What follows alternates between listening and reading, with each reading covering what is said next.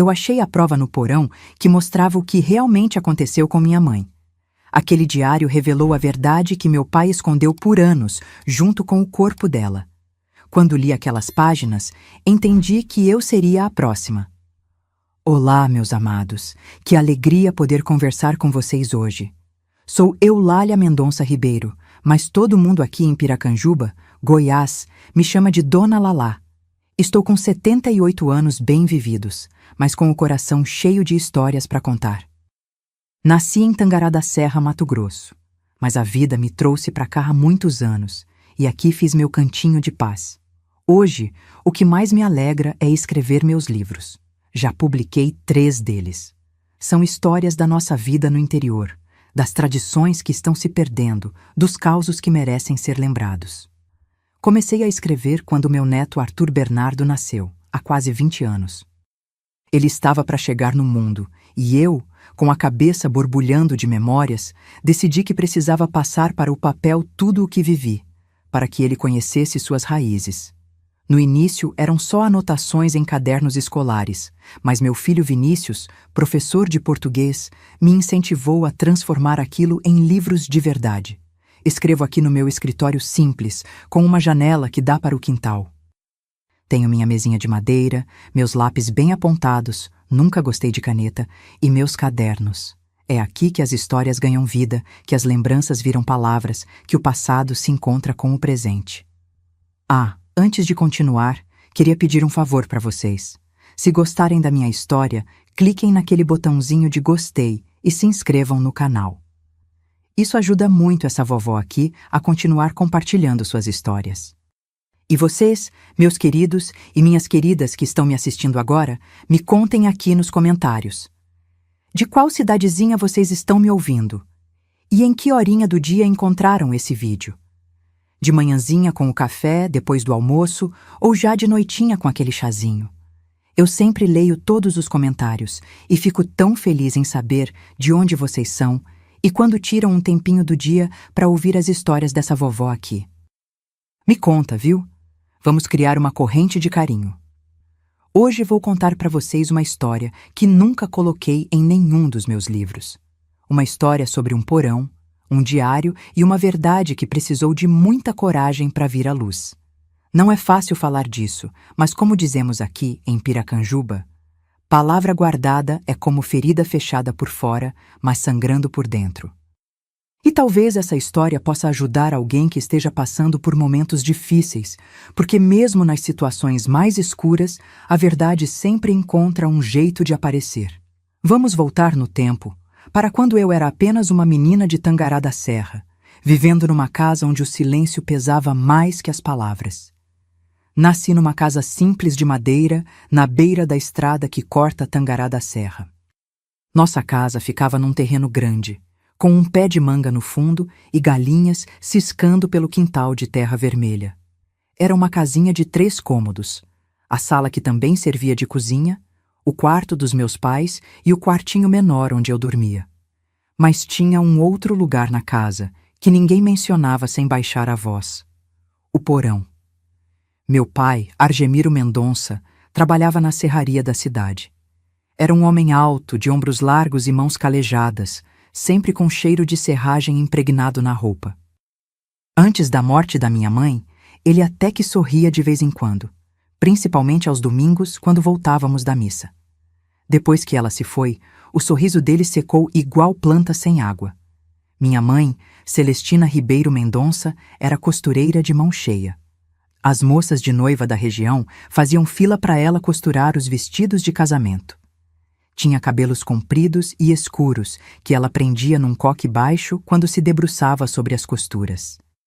Era uma mulher quieta, de poucas palavras, mas os olhos dela falavam muito, principalmente quando olhava para o meu pai.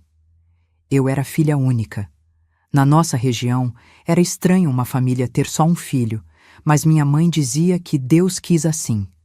Só fui entender muito depois o verdadeiro motivo. Cresci brincando sozinha, inventando amigos imaginários, conversando com as bonecas de pano que minha mãe costurava para mim.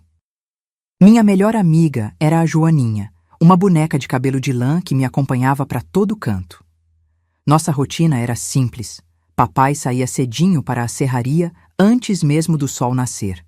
Mamãe cuidava da casa de manhã e costurava à tarde. Eu ajudava como podia. Varria o terreiro, dava milho para as galinhas, estendia as roupas no varal. À noite, depois da janta, papai costumava ouvir rádio enquanto mamãe terminava alguma costura à luz do lampião.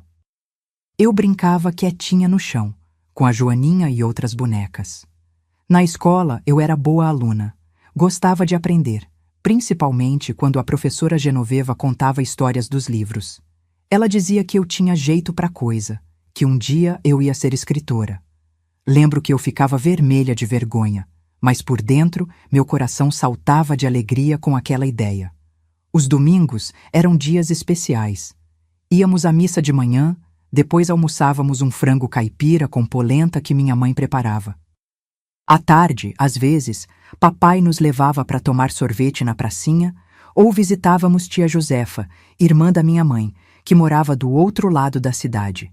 Eram momentos felizes, que guardo como quem guarda moedas preciosas num cofre. Tudo mudou quando eu tinha 9 anos. Lembro do dia como se fosse hoje.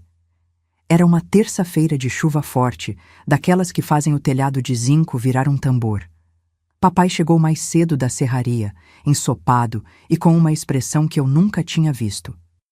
"Cadê sua mãe?" perguntou com uma voz estranha. Eu disse que ela estava no porão, pegando alguns tecidos que guardava lá. O porão era um lugar úmido e escuro embaixo da casa. Tinha uma escada de madeira que rangia a cada degrau. Mamãe guardava lá suas caixas de tecidos, linhas e alguns móveis velhos que não usávamos mais. Eu não gostava de ir lá. O cheiro de mofo me dava espirros e as sombras pareciam se mexer quando o lampião balançava. Papai desceu correndo as escadas do porão. Eu fiquei parada na cozinha, com a Joaninha apertada contra o peito. Ouvi um grito abafado, depois silêncio. Um silêncio que parecia pesar toneladas. Depois de um tempo que pareceu uma eternidade, papai subiu as escadas carregando minha mãe nos braços. Ela estava pálida, com um corte feio na perna. "Aconteceu um acidente", ele disse, a voz tremendo. "Sua mãe se cortou num prego enferrujado." Naquele mesmo dia, levamos mamãe para o único médico da cidade, Dr. Abelardo. Mas já era tarde demais. "A infecção foi muito rápida", disseram. "Tétano", explicou o médico com palavras complicadas que eu não entendia direito. Em 3 dias, minha mãe se foi. Lembro do caixão simples na sala da nossa casa, das mulheres rezando, do cheiro forte das velas e das flores. E lembro do olhar do meu pai, um olhar que misturava dor e algo mais, algo que só anos depois eu conseguiria nomear. Depois do enterro, a vida nunca mais foi a mesma. Papai ficou diferente. Passou a beber quase todas as noites. Às vezes sumia e voltava só de madrugada. E começou a ficar bravo por qualquer coisinha, se a comida não estava do jeito que ele queria, se eu demorava para responder uma pergunta, se encontrava alguma boneca minha fora do lugar. Foi nessa época que começaram os castigos. Pequenos no início, ficar sem jantar, não poder sair para brincar. Mas logo vieram os outros, os piores. E sempre no mesmo lugar, o porão. "Vá pensar no que você fez", ele dizia, me empurrando para aquela escuridão que cheirava a terra molhada e memórias ruins. A primeira vez que fiquei trancada lá, chorei a noite toda abraçada à Joaninha. Com o tempo, aprendi a ficar quietinha, a não fazer barulho para não irritá-lo ainda mais. Na cidadezinha, as pessoas comentavam baixinho sobre como era triste ver o pobre viúvo criando a filha sozinho. A tia Josefa até tentou me levar para morar com ela, mas papai não deixou. "Ela é minha filha, eu cuido dela", disse com aquela voz que não admitia discussão. E assim ficamos, só nós dois naquela casa que parecia cada dia maior e mais vazia, com o fantasma da minha mãe nos corredores e um segredo enterrado nas sombras do porão. Quando completei 13 anos, em 1960, as coisas pioraram de um jeito que nunca imaginei ser possível. Lembro que naquele dia não houve festa, nem bolo, nem parabéns. Tia Josefa apareceu com um pacote embrulhado em papel de pão e amarrado com barbante. Era um vestido costurado por ela mesma, um pouco maior do que eu precisava, para durar, como ela disse. Papai ficou sentado na cadeira da cozinha, calado, observando tudo com aqueles olhos que pareciam guardar tempestades. Depois que tia Josefa foi embora, ele me chamou para a mesa. 13 anos, disse, olhando para mim como se me visse pela primeira vez. Você está ficando igualzinha à sua mãe. Aquilo que deveria soar como um elogio saiu da boca dele como se fosse uma acusação. Foi a primeira vez que senti medo de verdade. Não o medo dos castigos, que já conhecia bem, mas um medo diferente, que gelava meu sangue. Naquela noite, ele me mandou para o porão por causa de um copo que quebrei lavando a louça. Mas dessa vez foi diferente. Ele não apenas me empurrou escada abaixo e trancou a porta. Desceu comigo, acendeu o lampião velho e o pendurou num gancho na parede. A partir de agora, as lições serão diferentes, ele disse, tirando o cinto da calça. O som da fivela de metal ainda ecoa nos meus pesadelos, mesmo depois de tantos anos. A disciplina, como ele chamava, durou o que pareceu uma eternidade.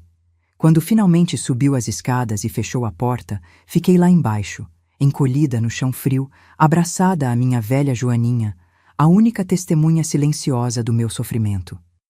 Chorei baixinho até pegar no sono, com as costas ardendo e o coração mais machucado que o corpo. A partir daquele dia, o porão se tornou o cenário dos meus piores pesadelos. Qualquer coisa virava motivo. Uma tarefa da escola não feita direito, o arroz que passou do ponto, uma palavra mal colocada, e lá ia eu para as lições no porão. Papai sempre dizia a mesma coisa. Você é fraca e descuidada, igual a sua mãe. E depois vinha aquele olhar estranho, como se ele estivesse vendo alguém que não era eu. Na escola comecei a ficar mais quieta.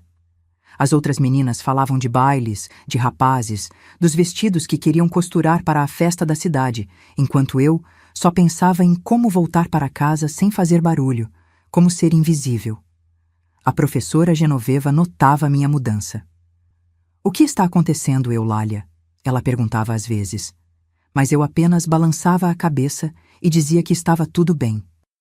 O que poderia dizer? Quem acreditaria? Foi nessa época que conheci Durvalina, uma menina nova na escola. Ela tinha vindo de Cuiabá com a família e sentou ao meu lado na sala. Diferente das outras, Durvalina não falava de bailes ou rapazes. Ela gostava de ler, de contar histórias, de imaginar outros mundos.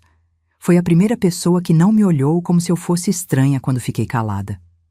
Ela apenas deixava um livro sobre minha carteira e dizia: "Leia, você vai gostar." Aos poucos, Durvalina se tornou minha única amiga. Ela nunca perguntava sobre os hematomas nos meus braços quando as mangas do uniforme subiam sem querer. Nunca questionava porque eu sempre inventava desculpas para não ir à casa dela brincar. De alguma forma, ela sabia respeitar meu silêncio. No meu aniversário de 14 anos, Durvalina me deu um presente que mudaria minha vida para sempre. Um diário de capa dura, verde escuro, com um pequeno cadeado dourado. "Para você guardar seus segredos", ela disse, colocando a chavinha na minha mão. "Às vezes, quando não podemos falar, escrever ajuda."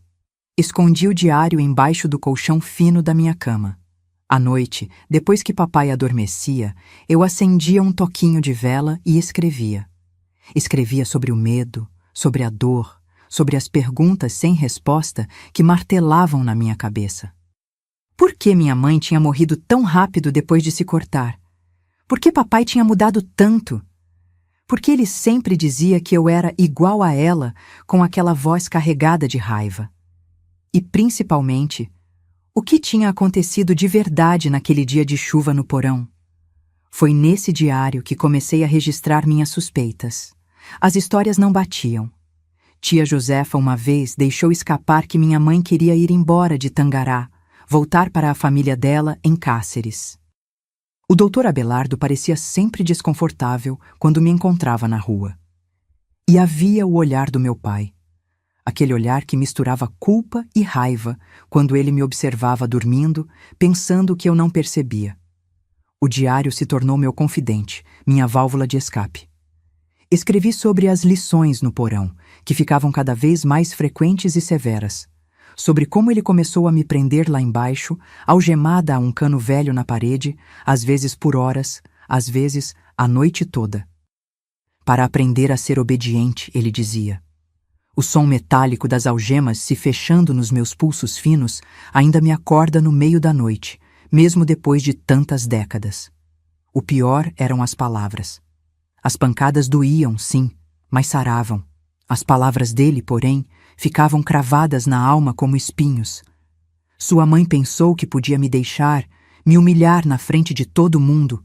Olha o que aconteceu com ela, e você está seguindo o mesmo caminho, com esse seu jeito de me desafiar.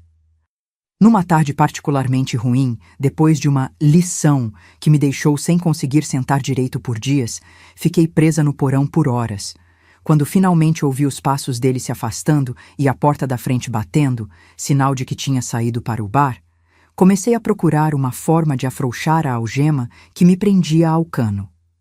Foi quando notei um tijolo solto na parede, perto do chão, a poucos centímetros de onde eu estava sentada.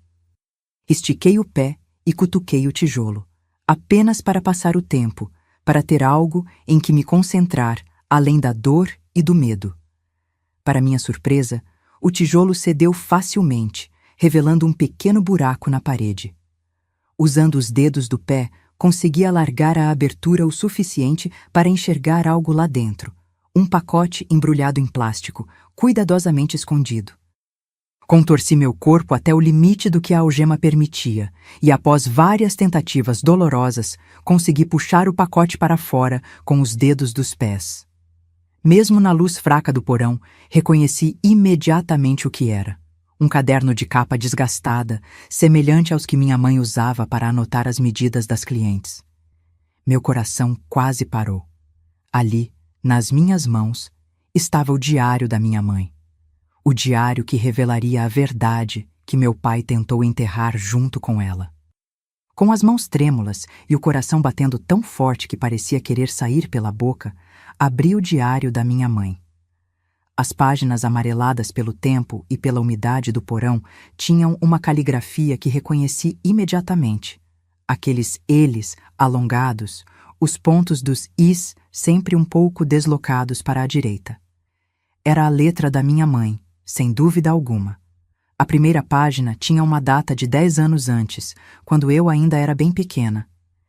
Hoje Argemiro gritou com Eulália por causa do leite derramado. Tive que me colocar entre os dois. Os olhos dele ficaram daquele jeito que me dá arrepios. Não sei até quando vou aguentar. Engoli em seco.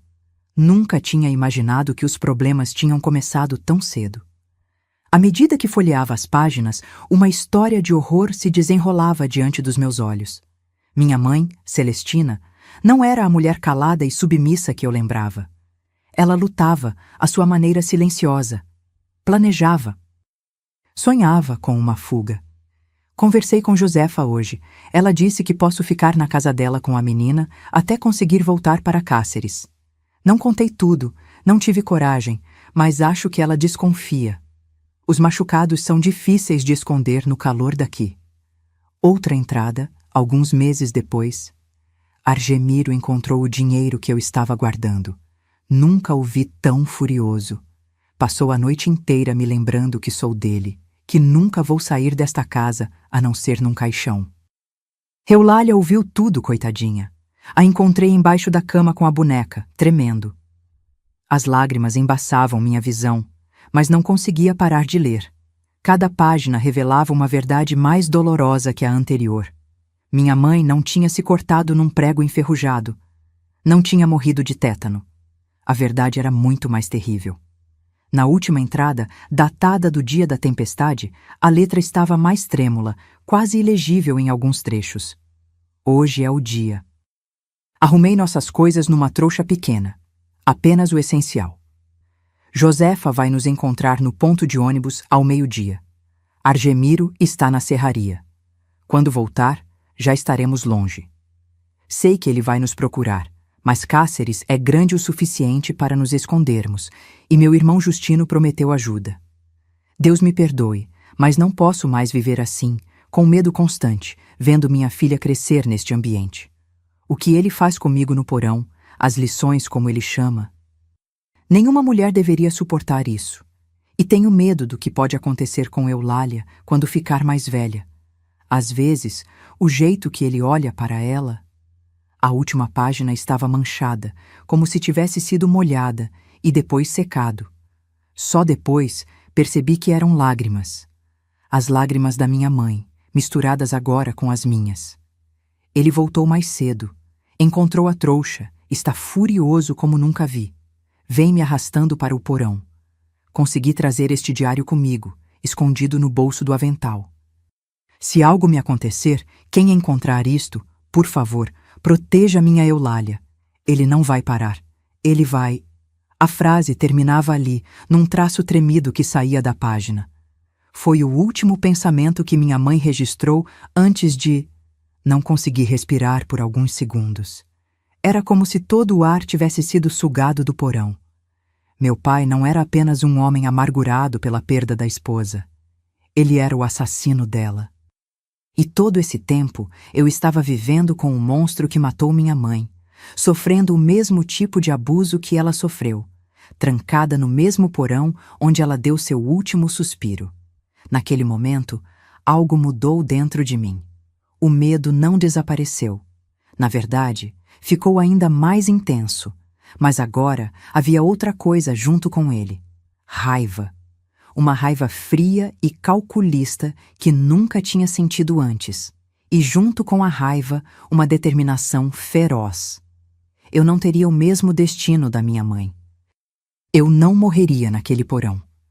Mas estava algemada a um cano, com o tornozelo inchado da última lição, numa casa isolada nos arredores de uma cidade onde ninguém questionava o pobre viúvo.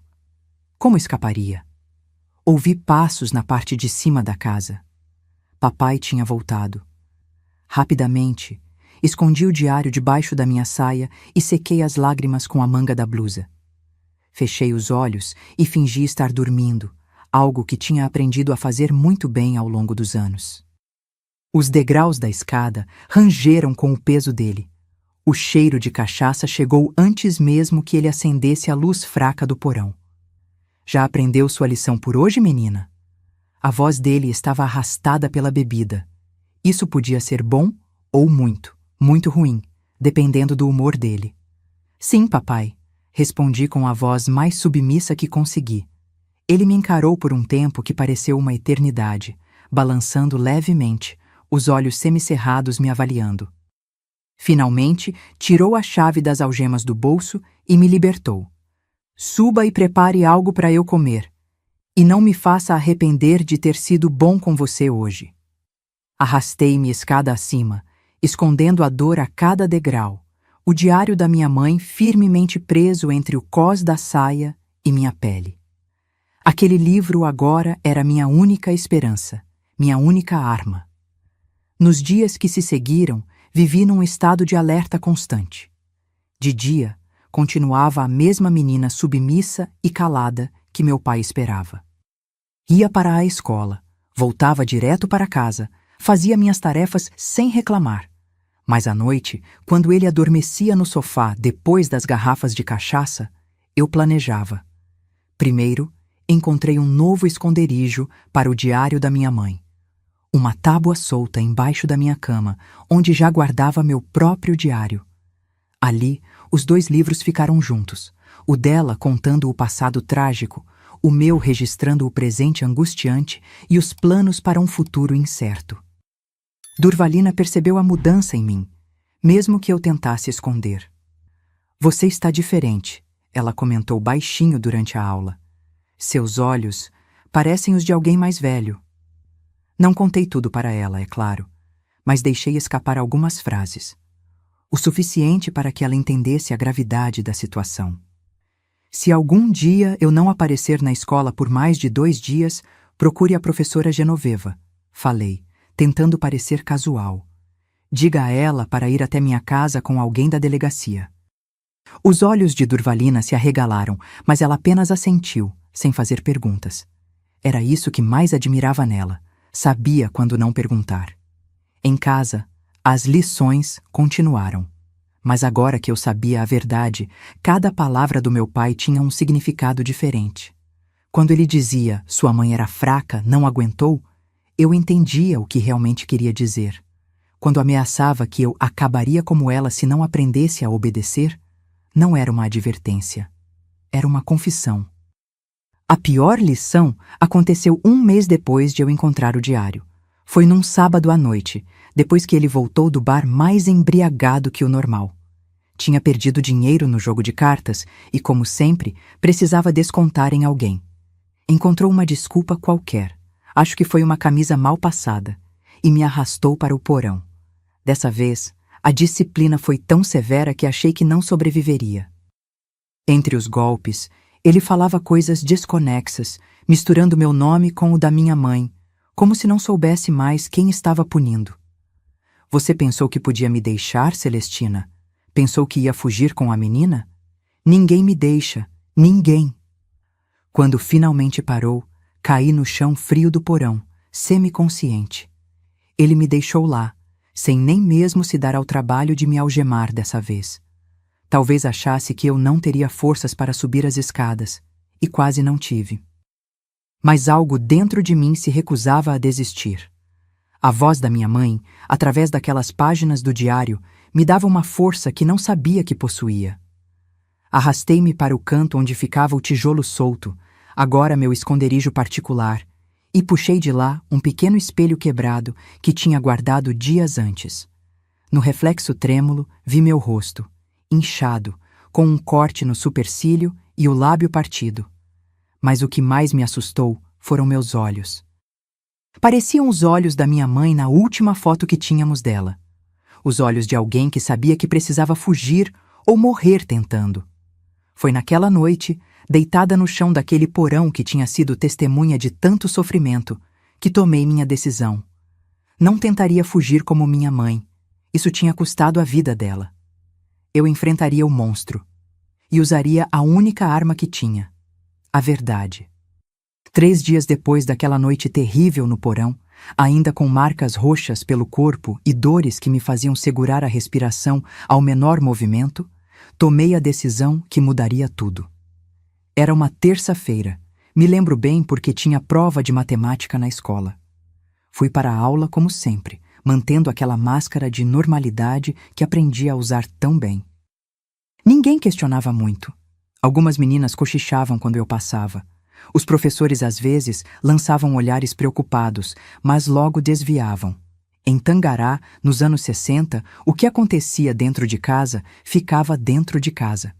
Durante o intervalo, encontrei Durvalina atrás do prédio da escola, nosso lugar secreto onde compartilhávamos histórias e sonhos. Daquela vez, porém, não havia sonhos para compartilhar. Preciso que você guarde isso, disse, entregando a ela um envelope fechado. Dentro estava uma carta detalhada sobre tudo o que acontecia na minha casa, junto com a localização exata de onde tinha escondido os 2 diários, o meu e o da minha mãe. Se algo acontecer comigo, entregue para a professora Genoveva, só para ela, entendeu? Durvalina pegou o envelope com mãos trêmulas. O que você vai fazer, Lalá? Era a única que me chamava assim. Um apelido carinhoso que soava estranho naquele momento, carregado de medo. Vou acabar com isso, respondi, com uma calma que não sentia de verdade. De um jeito ou de outro. Voltei para casa depois da aula com um peso no estômago que nada tinha a ver com fome. Papai não estava, provavelmente na serraria ou já no bar. Aproveitei para pegar os diários do esconderijo e colocá-los debaixo do colchão, mais acessíveis para o que estava por vir. Preparei o jantar como sempre, arroz, feijão e um pedaço de carne seca refogada com mandioca. O cheiro encheu a cozinha pequena, mas meu estômago estava tão fechado que a ideia de comer qualquer coisa me dava náuseas. Coloquei a mesa, arrumei tudo como ele gostava e esperei. O rangido da porteira anunciou sua chegada pouco depois do sol se pôr. Reconheci pelo barulho dos passos que ele já tinha passado no bar depois do trabalho. Não estava completamente bêbado, o que era pior. Naquele estado intermediário, ele ficava mais atento, mais cruel. Que cheiro bom, disse ao entrar, jogando o chapéu sobre a cadeira. Seus olhos me examinaram rapidamente, procurando algo para criticar. Pelo menos uma coisa você sabe fazer direito. Sentamos à mesa em silêncio. Ele comia com gosto, enquanto eu apenas empurrava a comida de um lado para o outro do prato. Minha garganta parecia fechada por um nó invisível. Não vai comer? Perguntou, entre uma garfada e outra. Desperdício de comida é falta de respeito. Não estou com fome, respondi baixinho. Ele largou o garfo com força sobre o prato, fazendo um barulho que me fez encolher por reflexo. Não está com fome? Tem ideia de quanto custa colocar comida nessa mesa? Acha que dinheiro cai do céu? Era sempre assim que começava. Uma pequena fagulha que ele alimentava até virar um incêndio incontrolável. Normalmente, eu me desculparia, comeria forçado, faria qualquer coisa para apaziguá-lo. Mas naquela noite, algo tinha mudado dentro de mim. Encontrei o diário dela, disse, as palavras saindo quase sem minha permissão. O tempo pareceu congelar. Ele ficou imóvel, o garfo a meio caminho da boca, os olhos fixos em mim como se tivesse visto um fantasma. E, de certa forma, tinha mesmo. Do que você está falando, menina? A voz dele saiu diferente, mais aguda, quase irreconhecível. O diário da minha mãe, continuei, sentindo um tremor nas mãos que tentei esconder debaixo da mesa. Aquele que ela escreveu até o último dia. Até a hora em que você a arrastou para o porão. Ele largou o garfo, que caiu com um tinido metálico no prato. Seu rosto passou por várias expressões em segundos: surpresa, medo, raiva, até se fixar numa máscara dura que eu conhecia bem demais. Você não sabe do que está falando, disse, levantando-se lentamente da cadeira. Sua mãe morreu de tétano. Todo mundo sabe disso. Também me levantei, recuando alguns passos em direção ao meu quarto. Não era uma retirada, era estratégia. Ela escreveu tudo, pai. Como você a tratava, como ela tentou fugir comigo para Cáceres, como você a encontrou arrumando as coisas naquele dia de chuva. Ele avançou em minha direção, o rosto contorcido numa fúria que fez meu sangue gelar. Onde está esse diário? Me dê isso agora. Corri para o quarto, com ele nos meus calcanhares. Puxei o diário de minha mãe debaixo do colchão e o segurei contra o peito. Está tudo aqui, disse, a voz tremendo, mas determinada. Tudo o que você fez com ela. Tudo o que vem fazendo comigo. Me dê isso. Ele avançou, tentando arrancar o caderno das minhas mãos, mas eu me esquivei. Se fizer isso, todo mundo vai saber. Gritei com uma coragem que não sabia possuir. Fiz cópias das partes importantes. Estão guardadas em lugar seguro. Se alguma coisa acontecer comigo, a professora Genoveva vai recebê-las, junto com uma carta minha contando tudo. Era parcialmente verdade. Não tinha feito cópias, mas a carta com Durvalina continha detalhes suficientes, e os diários estavam mencionados nela. Ele parou, ofegante, os olhos injetados percorrendo meu rosto em busca de algum sinal de blefe. Você está mentindo, disse, mas havia uma nota de incerteza em sua voz. Quer arriscar? A cidade inteira vai saber o que acontece neste porão, o que aconteceu com minha mãe. O delegado Osvaldo é amigo do diretor da escola, sabia? Ele vai adorar saber a verdade sobre o pobre viúvo de Tangará. A menção ao delegado fez seu rosto empalidecer. Mesmo numa cidade pequena, onde os assuntos de família eram frequentemente ignorados, um assassinato era outra história. Sua mãe era fraca, ele disse, a voz agora um sibilo carregado de ódio. Não aguentou a pressão. Eu apenas disciplinei ela como fazia com você. Foi um acidente. Você a matou, respondi, surpresa com a firmeza na minha voz. E vem me torturando desde então, no mesmo lugar onde ela morreu. Houve um momento de silêncio tenso, onde apenas nossas respirações pesadas preenchiam o quarto pequeno. Então, algo inesperado aconteceu. Meu pai, aquele homem que sempre me pareceu um gigante aterrador, desmoronou. Não fisicamente. Continuou de pé, imponente como sempre. Mas algo em seus olhos mudou, como uma luz que se apaga. Você não entende, murmurou, passando a mão pelos cabelos já ralos. Ela ia me deixar. Ia levar você. O que os homens da serraria iriam dizer? O que todos iam falar pelas minhas costas? Lá vai o Argemiro, o homem que a mulher abandonou. Naquele instante, vi meu pai como realmente era. Não um monstro invencível, mas um homem patético, fraco, consumido pelo próprio ego e orgulho ferido. Um homem que preferia matar a mulher a ser abandonado por ela. Vou embora daqui, declarei, ainda apertando o diário contra o peito como um escudo. Vou para a casa da tia Josefa. Se tentar me impedir, se vier atrás de mim, juro que entrego esses diários ao delegado. Ele me encarou longamente, os olhos agora vazios de qualquer emoção que eu pudesse reconhecer. Finalmente, deu meia volta e saiu do quarto sem dizer uma palavra. Ouvi seus passos pesados atravessando a sala, a porta da frente batendo, e então, o silêncio. Fiquei parada ali, tremendo da cabeça aos pés, sem acreditar no que acabara de acontecer. Tinha enfrentado meu algoz, tinha olhado no rosto do homem que matou minha mãe e o feito recuar, mas sabia que não estava segura. Não ainda. Rapidamente, peguei uma trouxa de roupa e coloquei o mínimo necessário. 2 mudas de roupa, o diário da minha mãe, meu próprio diário e a boneca Joaninha, companheira silenciosa de tantas noites de terror. Coloquei tudo numa sacola de pano e saí pelos fundos da casa, correndo pela estradinha de terra em direção à cidade. Era uma noite de lua cheia, o que facilitava enxergar o caminho. Mesmo assim, tropecei várias vezes, o medo me fazendo olhar constantemente para trás. Cada sombra parecia ser meu pai vindo me buscar, cada ruído da mata me fazia congelar de pavor. Cheguei à casa da tia Josefa perto da meia-noite, encharcada de suor, os pés sangrando pelos cortes nas pedras do caminho. Bati à porta com toda a força que tinha, rezando para que ela estivesse em casa e não na casa da comadre onde às vezes dormia. A luz de um lampião se acendeu lá dentro. Ouvi passos e então a voz dela, assustada. — Quem está aí a essa hora? — Sou eu, tia, Eulália.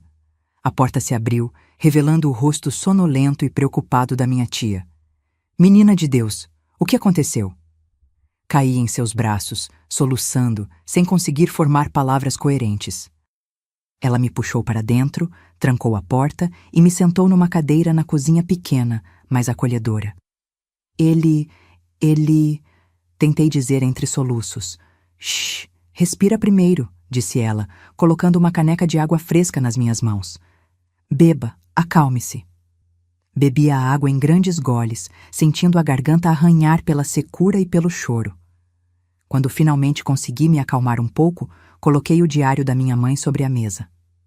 Encontrei isso, disse simplesmente. Tia Josefa olhou para o caderno gasto, reconhecimento imediato em seus olhos. Onde? No porão, escondido atrás de um tijolo solto.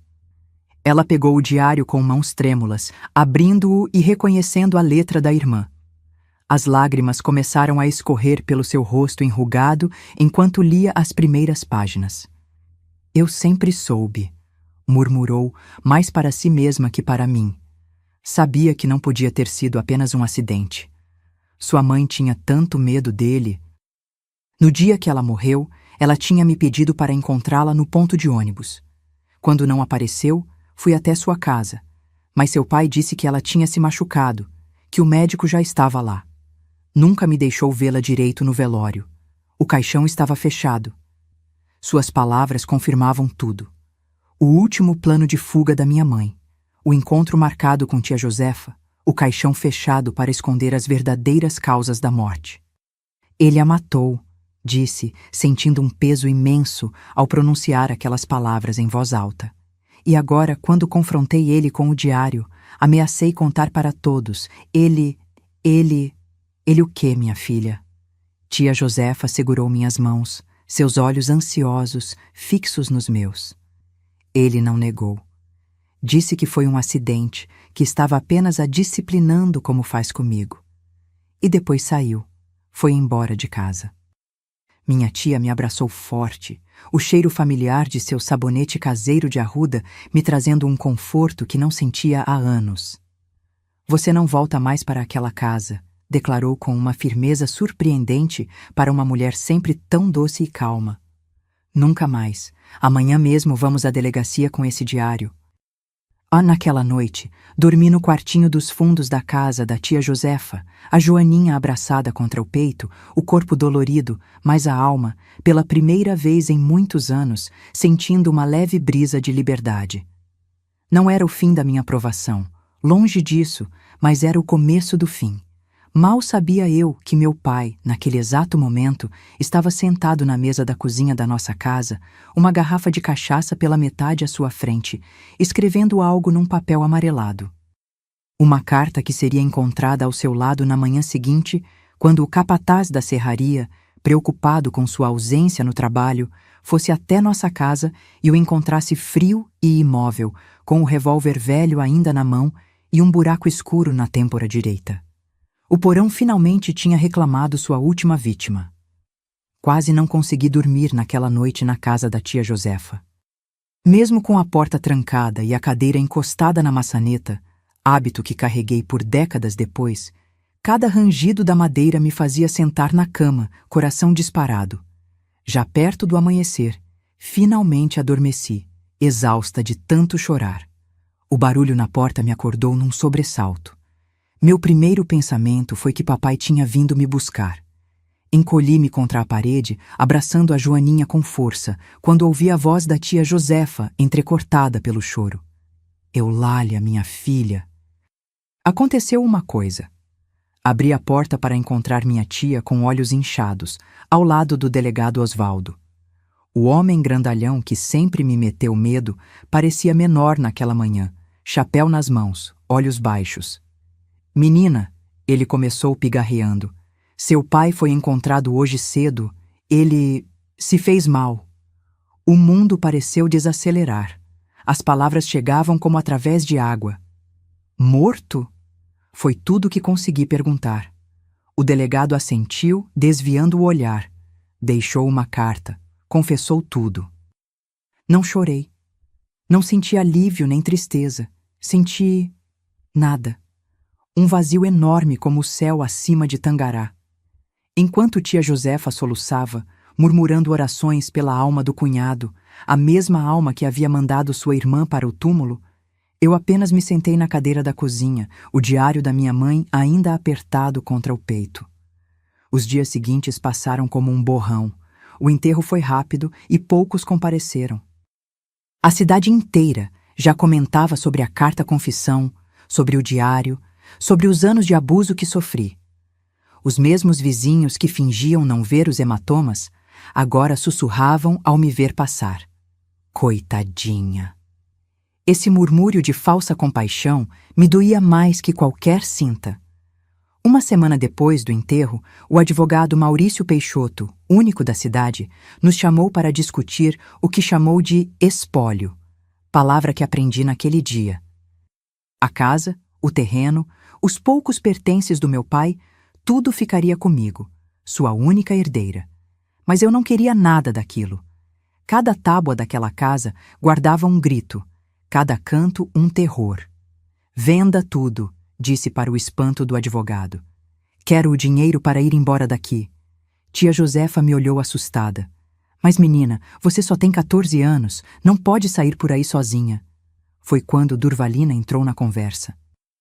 Ela tinha vindo me visitar todos os dias desde o acontecido, trazendo seus livros para me distrair, sentando-se ao meu lado em silêncio quando as palavras faltavam. Minha tia Hortência mora em Curitiba, ela disse. Ela é professora numa escola para moças. Talvez possam aceitar a Eulália lá. Aquilo foi o primeiro raio de esperança em dias tão escuros. Curitiba. A cidade grande que sempre pareceu tão distante e inalcançável. Um lugar onde ninguém conhecia minha história, onde eu poderia ser apenas Eulália, não a filha do assassino ou a menina do porão. Tia Josefa resistiu no início. Você pode ficar comigo, Lalá, não precisa ir embora. Mas eu precisava. Precisava de ar novo, de ruas sem memórias, de um céu que não tivesse testemunhado meu sofrimento. Preciso ir, tia. Não consigo respirar nessa cidade. A venda da casa e dos bens foi mais rápida do que esperávamos. Um comerciante de Sinop que queria expandir seus negócios comprou tudo sem regatear, provavelmente pelo desconforto de negociar com uma órfã. O dinheiro não era muito, mas suficiente para a passagem e alguns meses na capital paranaense. Na véspera da minha partida, voltei uma última vez àquela casa. Tia Josefa não entendeu por que eu queria voltar, mas não me impediu. Só não demore, o ônibus sai cedo amanhã. Caminhei sozinha pela estrada de terra. O sol se punha tingindo o céu de vermelho sangue quando cheguei ao portão de madeira gasta. A casa parecia menor, de alguma forma, menos ameaçadora. Entrei sem acender as luzes. Não precisava delas para encontrar meu caminho. Fui direto ao porão. Cada degrau rangendo sob meus pés fez meu coração acelerar, com memórias de terror. Acendi o velho lampião que ainda estava pendurado no gancho. As sombras dançaram nas paredes úmidas como fantasmas familiares. Ali, no canto onde o tijolo solto havia revelado o diário da minha mãe, ajoelhei-me e toquei a terra batida. Mãe, sussurrei para o silêncio, estou indo embora. Vou viver a vida que você sonhou para mim. Juro que nunca vou deixar ninguém me diminuir de novo. Tirei da sacola que trazia comigo uma pequena caixa de fósforos. Com cuidado, risquei um e observei a pequena chama tremeluzir. Seria tão fácil deixar cair ali, naquele chão de madeira velha. Tão fácil ver tudo virar cinzas. Mas não. A morte do meu pai já havia encerrado um ciclo. Iniciar outro com destruição não traria paz. Apaguei o fósforo, guardei a caixinha no bolso e subi as escadas. No quarto que foi meu por tantos anos, deixei apenas uma coisa. A boneca Joaninha, sentada sobre o colchão nu. Minha testemunha silenciosa ficaria para trás, guardando naquelas paredes as histórias que eu levaria comigo. Na manhã seguinte, sob um céu lavado pelo temporal da madrugada, subi no ônibus com uma pequena mala de roupas, os 2 diários escondidos no fundo e um envelope com o dinheiro da venda costurado no forro do casaco. Ideia da tia Josefa, sempre prática. Cidade grande tem muito malandro, menina. Durvalina e sua mãe me acompanharam até a rodoviária. Dona Edith, que nunca tinha sido muito próxima, me abraçou com força surpreendente. Escreva quando chegar, pediu, enxugando uma lágrima. Deixe a gente saber que está bem. Durvalina, minha única amiga, me entregou um pacote embrulhado em papel pardo. Só abra quando estiver na estrada, disse com a voz embargada. Nos abraçamos longamente, sem palavras. Nunca precisamos muito delas. Tia Josefa chorou copiosamente, alternando entre conselhos práticos e bendições. Tenha cuidado com homens, alertou, ajeitando meu cabelo pela 10ª vez, e nunca durma sem rezar um Pai Nosso e uma Ave Maria. Quando o ônibus finalmente partiu, fiquei olhando pela janela, até as 3 figuras se tornarem apenas pontos na distância. Tangará da Serra ficava para trás, com seus segredos, dores e cicatrizes. À minha frente, um mundo desconhecido e aterrorizante, mas meu para explorar. Só então abri o pacote de Durvalina. Era um livro de poesias de Carlos Drummond de Andrade e um bilhete. Para quando as palavras suas faltarem, use-as dele. Um dia você escreverá suas próprias. Sua amiga para sempre, Durva. Chorei então, pela primeira vez desde a morte do meu pai. Não por ele, não pelo passado, mas pelas possibilidades que se abriam à minha frente, como o horizonte sem fim, pela janela do ônibus. A viagem para Curitiba foi longa e exaustiva. 3 dias de estradas esburacadas, paradas em rodoviárias empoeiradas, noites mal dormidas em bancos desconfortáveis durante as baldeações. Mas cada quilômetro me afastava do porão, das algemas, dos gritos noturnos. Cada solavanco do ônibus sacudia para longe um pouco do medo que carregava em meus ombros de menina.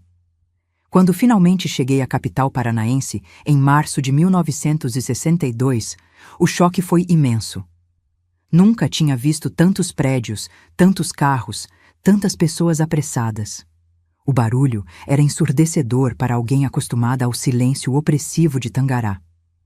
Perdi-me 2 vezes antes de encontrar o endereço da tia de Durvalina, anotado num papel amassado no bolso. Dona Hortência não se parecia em nada com a sobrinha. Era uma mulher alta, magra, de expressão severa e postura impecável. Mas seus olhos tinham a mesma bondade quando me recebeu na porta do pequeno apartamento no centro da cidade. "Então você é a Eulália", disse, examinando-me da cabeça aos pés. Durvalina me contou sua história. Parte dela, pelo menos. Seu olhar pousou nos hematomas já amarelados nos meus braços, visíveis apesar do casaco. "Bem-vinda à sua nova vida, menina." E foi assim que comecei de novo. Dona Hortência conseguiu me matricular no colégio Nossa Senhora das Graças, onde ela dava aulas de literatura. Não como aluna interna, o colégio era para moças de famílias abastadas, mas em regime especial, como caso social, termo que só entendi anos depois. Aluguei um quartinho na pensão de Dona Genoveva, uma senhora açoriana que tratava todas as hóspedes como filhas. "Menina tão novinha sozinha no mundo", ela repetia enquanto me servia mais uma concha de sopa. "Tem que comer para ficar forte." O dinheiro da venda da casa durou pouco mais de 6 meses. Logo precisei encontrar trabalho. Comecei lavando pratos numa confeitaria perto da escola, depois das aulas. A dona, Selma, uma descendente de italianos de voz alta e coração maior ainda, logo percebeu meu interesse pelos livros de receitas. "Você quer aprender a fazer doces, menina?" perguntou um dia, enquanto eu secava as formas, olhando fascinada para os bolos que saíam do forno. "Posso te ensinar, se quiser." Foi minha primeira oportunidade real de escolha. De fazer algo porque eu queria, não por medo ou obrigação. "Quero sim, dona Selma. Muito." Aos 16 anos, já fazia os melhores brigadeiros da confeitaria. Aos 17, tinha minha própria vitrine de doces. O dinheiro não era muito, mas permitia pagar a pensão e guardar um pouco. Nas horas vagas, continuava estudando vorazmente. Dona Hortência, vendo minha sede por conhecimento, me emprestava livros que jamais teria acesso de outra forma. Foi ela também quem me incentivou a prestar o vestibular para a Faculdade de Letras. "Você tem talento com as palavras, Eulália. Não desperdice isso." Em 1966, aos 19 anos, entrei na Universidade Federal do Paraná, a primeira de minha família a pisar numa instituição de ensino superior. Trabalhava de dia na confeitaria, estudava à noite, dormia poucas horas. Mas cada página virada, cada nota boa, cada elogio dos professores era uma vitória contra o fantasma do meu pai, que ainda às vezes me visitava em pesadelos. Foi na faculdade que conheci Hélio. Ele era professor assistente de literatura brasileira, apenas 8 anos mais velho que eu, mas com uma sabedoria nos olhos que me cativou desde o primeiro dia. Diferente dos outros homens, ele nunca tentou me impressionar. Conversava comigo sobre livros, poemas, ideias, como se eu fosse igual a ele, algo que nunca tinha experimentado. Nosso primeiro encontro foi num café perto da universidade para discutir um trabalho sobre Machado de Assis. Conversamos até o lugar fechar. Quando me acompanhou até o ponto de ônibus, não tentou me tocar, não invadiu meu espaço, apenas perguntou: "Podemos continuar essa conversa outro dia?" Continuamos por meses. Encontros em cafés, caminhadas pelo centro histórico, tardes inteiras na biblioteca. Ele sempre respeitoso, paciente, atento aos meus limites invisíveis. Eu, desconfiada, esperando a máscara cair, o monstro aparecer como aconteceu com meu pai. Numa noite de inverno particularmente fria, depois de me acompanhar até a pensão, Hélio segurou minha mão pela primeira vez. Um toque tão leve que quase não senti através das luvas de lã. "Eulália", disse com aquela voz calma que me acalmava por dentro, "acho que estou me apaixonando por você." Congelei. O medo, aquele velho conhecido, subiu por minha espinha. Puxei minha mão, recuei um passo. "Você não me conhece de verdade", respondi, a voz trêmula. Então me deixe conhecer, ele pediu sem avançar, respeitando minha distância. Seu passado, seus medos, seus sonhos, tudo. Naquela noite, na cozinha silenciosa da pensão, enquanto todos dormiam, contei a ele. Tudo. O porão, as lições, o diário da minha mãe, a morte do meu pai. Mostrei-lhe as cicatrizes, não apenas as visíveis nos pulsos, onde as algemas mordiam, mas as invisíveis, as que carregava na alma. Hélio chorou. Não de pena, mas de raiva, de indignação pelo que vivi. Quando terminei, ele não tentou me abraçar, não ofereceu palavras vazias de consolo. Apenas disse: "Obrigado por confiar em mim com sua história. Você é a pessoa mais corajosa que já conheci." Nos casamos em 1968. Foi uma cerimônia simples no cartório, seguida de um almoço na confeitaria onde eu ainda trabalhava. Tia Josefa veio de Tangará, envelhecida, mas com os mesmos olhos bondosos. Durvalina estava lá com o noivo, um rapaz de Cuiabá que conhecera na faculdade. Dona Hortência, orgulhosa como se eu fosse sua filha. Dona Genoveva, chorando mais que todos. Dona Selma comandando a cozinha, garantindo que tudo saísse perfeito. Nosso apartamento era pequeno, mas cheio de livros e luz natural. Nos primeiros meses, acordava sobressaltada no meio da noite, confusa por estar num lugar seguro, assustada com a presença de alguém ao meu lado. Hélio nunca reclamou. Apenas acendia o abajur, me oferecia água, esperava pacientemente a tempestade dentro de mim passar. Em 1970, formei-me em letras e comecei a dar aulas num colégio estadual. No ano seguinte, iniciei um mestrado em literatura brasileira. Em 1972, algo que jamais imaginei possível. Descobri que estava grávida. O medo foi imediato e avassalador. Que tipo de mãe eu seria, com todas as minhas cicatrizes? Como poderia proteger uma criança quando não pude proteger a mim mesma? Hélio segurou minhas mãos trêmulas naquela noite em que contei a novidade, o teste positivo ainda sobre a mesa da cozinha. "Eulália", disse ele, com aquela certeza tranquila que sempre me ancorava. "Você vai ser uma mãe extraordinária exatamente porque sabe o que é crescer sem amor. Você nunca, jamais, repetirá os erros do seu pai." Nosso filho Vinícius nasceu numa madrugada chuvosa de março de 1973. Quando o colocaram em meus braços, tão pequeno, tão frágil, fiz um juramento silencioso. "Você nunca conhecerá o medo que conheci. Nunca." Naquele mesmo ano, o fantasma do meu passado bateu à porta uma última vez. Uma carta de Tangará, do novo delegado, informava que durante uma reforma na minha antiga casa haviam encontrado ossos humanos enterrados no porão, sob o assoalho. Ossos de mulher adulta. O corpo da minha mãe, escondido todos aqueles anos debaixo dos meus pés, enquanto meu pai gritava que ela havia sido enterrada no cemitério municipal. Mais uma mentira desmascarada. Mais um horror revelado. Desmoronei nos braços de Hélio, chorando todas as lágrimas que havia guardado. Não voltei para o enterro oficial. Não conseguiria pisar naquela cidade novamente. Tia Josefa cuidou de tudo, e finalmente minha mãe recebeu as honras fúnebres que merecia. E eu, com meu bebê nos braços e meu marido ao meu lado, fiz meu próprio ritual de despedida em Curitiba. Acendi uma vela, li algumas páginas do diário dela e finalmente a deixei ir. A vida seguiu. Tivemos mais 2 filhos, Helena, em 1975, e Eduardo, em 1978. Comprei minha própria confeitaria, especializando-me em doces finos para eventos. Hélio tornou-se professor titular de literatura. Construímos uma vida que, nos meus momentos mais desesperados no porão de Tangará, jamais acreditei ser possível. A dor nunca desapareceu completamente. Algumas feridas são profundas demais para cicatrizar totalmente. Mas aprendi a conviver com as cicatrizes, a honrá-las como parte da minha história de sobrevivência.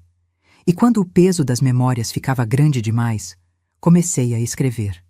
Primeiro, apenas para mim, em cadernos que guardava na gaveta da escrivaninha. Depois, incentivada por Hélio, histórias ficcionais que, de alguma forma, sempre refletiam fragmentos da minha própria jornada. Até que, aos 50 anos, publiquei meu primeiro livro, um romance sobre uma menina que encontra a liberdade através das palavras. O diário da minha mãe permaneceu comigo, guardado numa pequena caixa de cedro que Hélio me deu de presente em nosso 10º aniversário de casamento. Não o lia com frequência. Algumas páginas eram dolorosas demais. Mas sua presença era um lembrete constante da verdade que me salvou, da coragem que minha mãe teve e que de alguma forma passou para mim. Em 1997, quando Vinícius me deu meu primeiro neto, Arthur, algo se curou definitivamente dentro de mim. Segurando aquele bebê, vendo meu filho ser o pai amoroso que nunca tive, senti que o ciclo de dor havia sido finalmente quebrado. Naquela noite, chorei nos braços de Hélio, não de tristeza, mas de gratidão profunda pela vida que havíamos construído juntos, pela família que crescia em amor, não em medo. Hoje, sentada nesta cadeira de balanço em meu escritório em Piracanjuba, olhando pela janela os ipês amarelos floridos no quintal, às vezes me pergunto se aquela menina assustada do porão conseguiria imaginar a mulher que me tornei. Cheguei a esta cidadezinha goiana há quase 10 anos, em 2016. Foi depois que Hélio partiu, levado por um infarto fulminante enquanto dormia. 48 anos juntos, uma vida inteira compartilhada, e num sopro ele se foi. Sem despedidas, sem últimas palavras. Apenas o silêncio de uma manhã de domingo e o lado vazio da cama. O luto foi um abismo diferente de tudo que já tinha enfrentado. A dor do porão era aguda, cortante como vidro quebrado. A ausência de Hélio era um vazio infinito, uma falta constante que tornava o ar rarefeito demais para respirar. Nosso apartamento em Curitiba, antes tão acolhedor, tornou-se um museu de memórias que me sufocavam. Foi minha filha Helena quem sugeriu a mudança. Ela tinha se casado com um médico que recebeu proposta para dirigir o pequeno hospital de Piracanjuba. "Vem com a gente, mãe", insistiu. Um lugar novo, uma chance de recomeçar.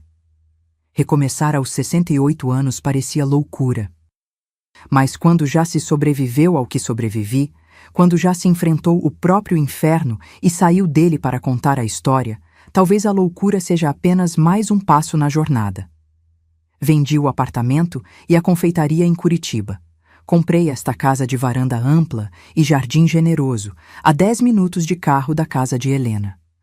Trouxe apenas o essencial: meus livros, algumas lembranças e a caixinha de cedro com o diário da minha mãe.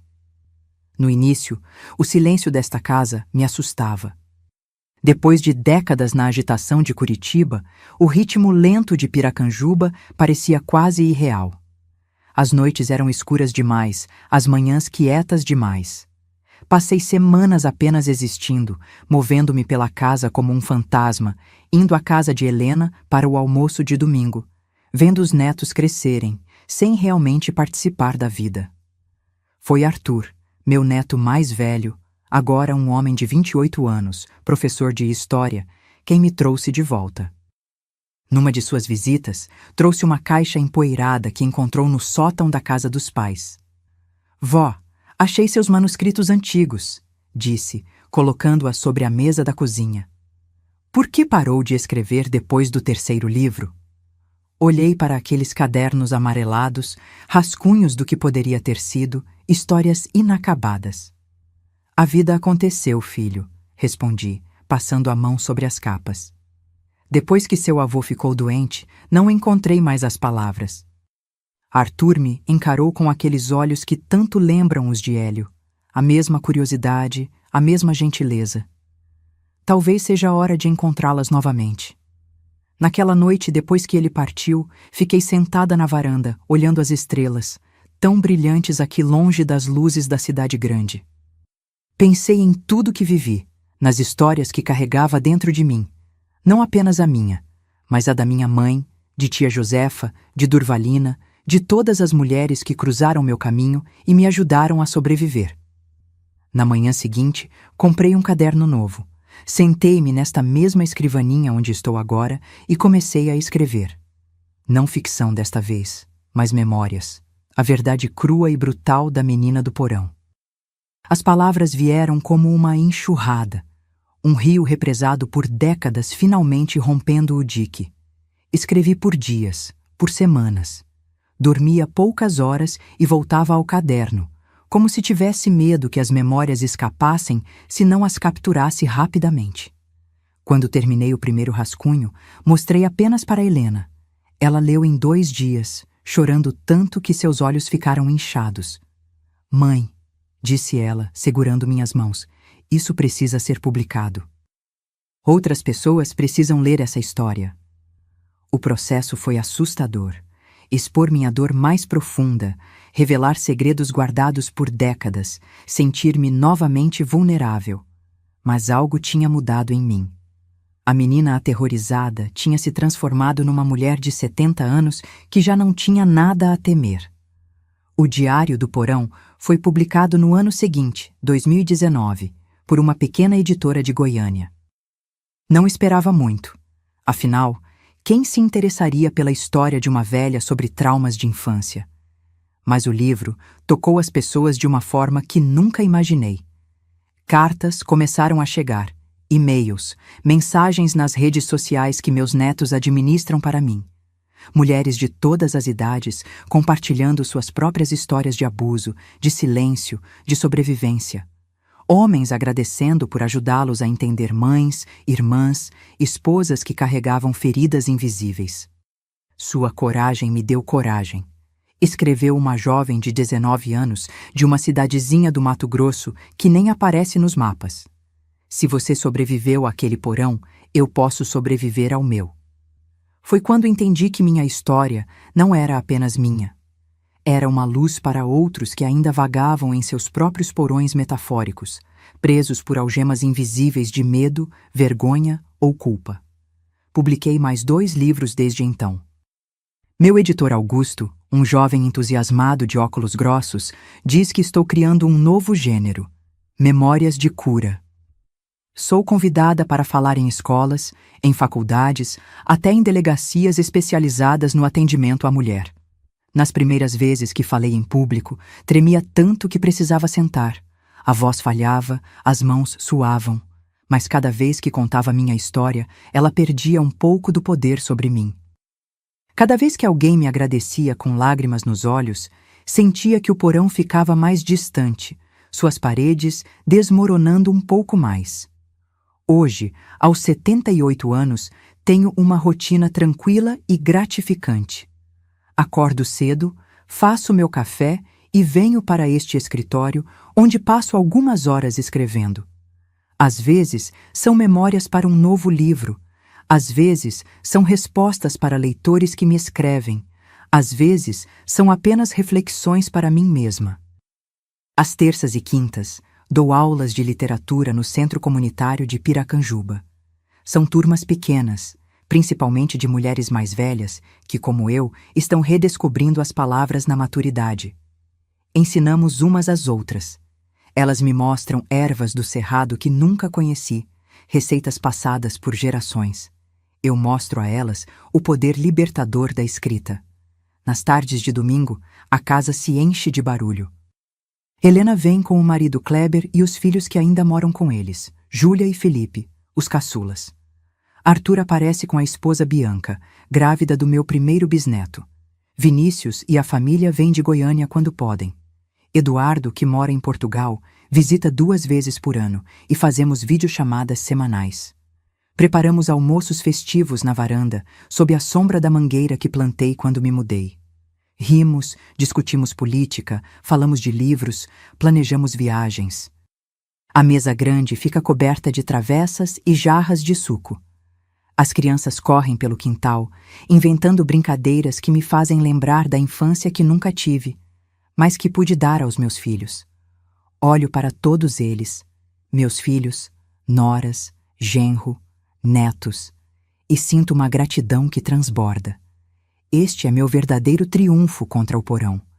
Esta família construída com amor, respeito e gentileza. 3 gerações que nunca conheceram o terror que conheci, que cresceram sabendo que são amados incondicionalmente. À noite, quando todos se vão e a casa volta ao silêncio, sento-me nesta varanda com uma xícara de chá. Às vezes, folheio o diário da minha mãe, não mais com dor, mas com uma espécie de reverência. Aquelas páginas manchadas não são mais apenas um registro de horror, mas um testemunho de resistência. Através delas, minha mãe me salvou, mesmo depois de morta. Através delas, encontrei não apenas a verdade, mas meu próprio caminho para a liberdade. As cicatrizes ainda estão aqui. Finas linhas brancas nos pulsos, onde as algemas cortavam, marcas invisíveis na alma que às vezes doem em noites de tempestade. Mas aprendi que cicatrizes não são apenas lembranças de dor. São provas de cura, mapas da jornada que percorremos. Durvalina ainda está na minha vida, mesmo à distância. Mora em São Paulo agora, viúva como eu. Falamos pelo telefone toda semana, rimos das mesmas piadas, compartilhamos as pequenas vitórias e derrotas da velhice. Nunca esqueci que foi ela quem me deu meu primeiro diário, quem plantou a semente da escrita que, décadas depois, se tornaria minha salvação. Tia Josefa se foi há muitos anos, mas seu espírito permanece comigo. Nas manhãs em que acordo com dores nas juntas, faço o chá de erva cidreira que ela me ensinou. Quando meus netos têm pesadelos, conto as histórias que ela me contava, sobre anjos da guarda que velam nosso sono. Às vezes, quando o vento sopra de um jeito específico nas folhas da mangueira, ouço a voz da minha mãe, não mais em gritos de desespero, mas em sussurros de orgulho. Você conseguiu, minha filha, parece dizer. Você quebrou a corrente. E sim, eu quebrei. O medo não me define mais. O porão não me possui mais. Sou Eulália Mendonça Ribeiro, escritora, mãe, avó, sobrevivente. Minha história começou nas sombras, mas continua na luz, e enquanto tiver fôlego, continuarei contando-a, não apenas pelo que foi, mas pelo que pode significar para outros que ainda lutam para encontrar sua própria voz no escuro. Meus queridos, estamos chegando ao final desta conversa, desta história que guardei por tanto tempo dentro de mim. Se você está assistindo até aqui, talvez tenha encontrado algo da sua própria história na minha. Talvez você também conheça as paredes de algum porão, real ou metafórico. Quero olhar diretamente para você que está do outro lado desta tela e dizer: você não está sozinho. Sua dor é real, sua luta é legítima e sua libertação é possível. Durante muito tempo, acreditei que era fraca por ter medo, por chorar no escuro, por tremer ao ouvir passos na escada. Hoje sei que sobreviver exige uma força que poucos compreendem. Se você está respirando, apesar de tudo, você já é um guerreiro. Se me permitem, gostaria de compartilhar algumas verdades que aprendi ao longo desta jornada. Sua história não determina seu destino. O porão pode ser parte do seu passado, mas não precisa ser parte do seu futuro. Você é muito mais que as piores coisas que aconteceram com você. A vergonha não é sua para carregar. Ela pertence aos que causaram a dor, não a quem a sofreu. Devolva este fardo, ele nunca foi seu. Busque ajuda, aceite mãos estendidas. Minha tia Josefa, Durvalina, Dona Hortência, não teria sobrevivido sem elas. Em algum lugar, existe alguém pronto para ouvir sua verdade sem julgamento. Sua voz é sua arma mais poderosa. Quando finalmente falei a verdade, as algemas invisíveis começaram a se quebrar. A escuridão teme mais a sua voz do que você teme a escuridão. Cada pequeno passo conta. Alguns dias, apenas levantar da cama é uma vitória. Celebre cada batalha vencida, por menor que pareça. O perdão não é obrigatório. Nunca perdoei meu pai pelo que fez a minha mãe, a mim. E está tudo bem. A cura não exige que você absolva quem destruiu partes de você. Você merece uma vida além da sobrevivência. Não apenas existir, mas viver plenamente, com alegria, amor, risos. Isso também é resistência. Sua dor pode se transformar em propósito. Quando compartilhei minha história, descobri que ela poderia iluminar o caminho para outros. Suas cicatrizes podem se tornar mapas de esperança para quem ainda está perdido. Você não é o que fizeram com você. Você é o que escolhe fazer com o que resta, com cada amanhecer, com cada nova chance. Olho para trás hoje e vejo aquela menina assustada no porão, agarrada à sua boneca, tremendo no escuro. Queria poder abraçá-la e dizer: vai ficar tudo bem. Um dia você será livre. Um dia você será forte. Um dia você estará sentada numa varanda, cercada de amor, contando sua história não com vergonha, mas com orgulho por ter sobrevivido. Se você está vivendo seu próprio inferno agora, saiba que existe um depois. Existe um amanhã onde essa dor será apenas uma parte da sua história, não toda ela. Onde você respirará sem medo, onde sorrir não será um esforço, onde a vida terá cores novamente. Se você gostou desta história, por favor, clique no botão de inscrição e ative o sininho para receber mais vídeos como este. Compartilhe com alguém que possa precisar ouvir que há esperança além do porão. E se puder, deixe nos comentários a palavra liberdade, para que eu saiba que você chegou até aqui, que ouviu minha história até o fim. E lembre-se sempre, enquanto houver fôlego em seu peito, a possibilidade de recomeço. A última página da sua história ainda não foi escrita. E o diário, aquele que revela a verdade e abre caminhos para a libertação, está em suas próprias mãos. Do fundo do meu coração, obrigada por me ouvir, por testemunhar minha jornada. Por me lembrar que compartilhar nossa verdade é talvez o ato mais corajoso que podemos realizar nesta vida.